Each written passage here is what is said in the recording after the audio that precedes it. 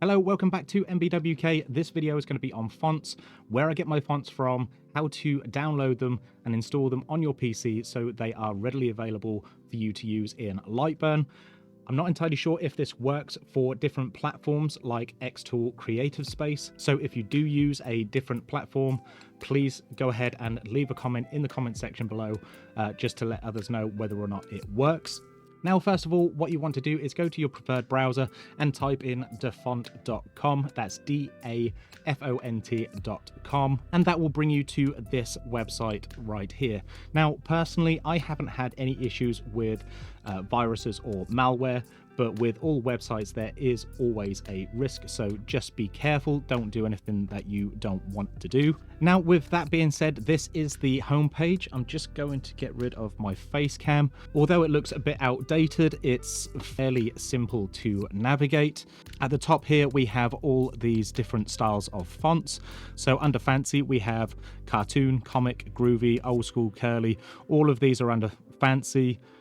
Foreign look, techno, bitmap, gothic, basic, script, dingbats, and holiday. For a lot of the stuff that I like to work with, it's going to come under script type fonts. So we can just click on one of these, or we can go to I think there is new fonts up the top here as well. So we're going to click on new fonts and see what we've got in here. Now, there is a couple of things to note.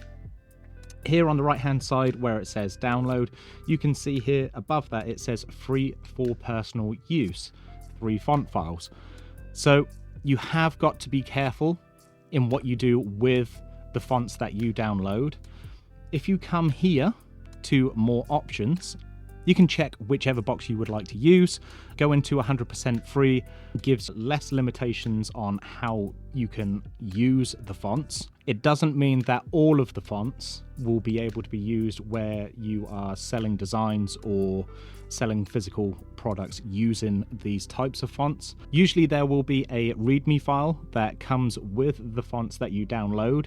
If there is any licensing agreements that you need to be aware of, they should be in that. But don't go by my advice on downloading these fonts thinking that they're going to be 100% free just because they are under this 100% free checkbox. So like with most things, you want to make sure that you are not overstepping your bounds using other people's intellectual property. Other people have obviously designed these, and you need to make sure that if you are intending on selling these, you're abiding by the terms that are stated. So Supertrend looks quite cool. I'm going to go ahead and click download. And at the top here, I'm in Google Chrome at the moment. You can see that it's downloaded as a zip file. If we just minimize this.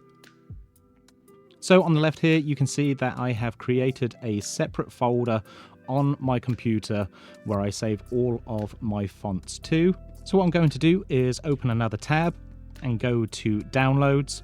And as you can see here, we've got the zip folder titled Supertrend, which is the name of the font that we've just downloaded from Dafont. What we're going to do is we can right click on this or go to extract all at the top here, and we're going to go to extract all. And then what we're going to do is find that folder that I created for my fonts. If you haven't already done so, I would suggest creating a separate folder so you can store all of your fonts in the same place. That just makes life a little bit easier and organized. So we can go to browse. Mine is on my E drive. And we're already in there. So we can select that folder and select extract. And if we come all the way down, we should see Supertrend right at the very bottom here. I'm just going to create a new folder to put that in.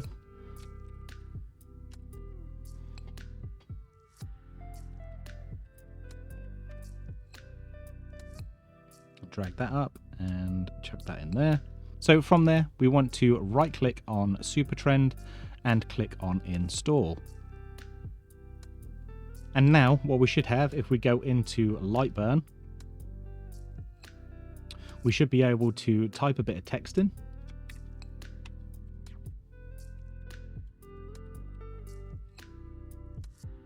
We can highlight that.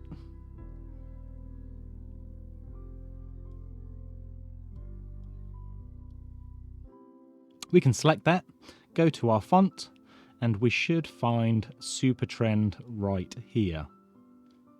So I hope you have found that helpful. Like I say, please don't take my word as gospel. Please do your due diligence and make sure that you're not overstepping your bounds when it comes to using these fonts. Somebody has taken the time to design these, and if there is licenses in place, just adhere to those terms and conditions. So that's going to be it for this video. Thank you very much for hanging around. I hope this helps. Again, let me know if you're using any different platforms, whether or not it works in those platforms as well. It'll help a lot of other people out. So thank you very much, and I shall see you in the next video.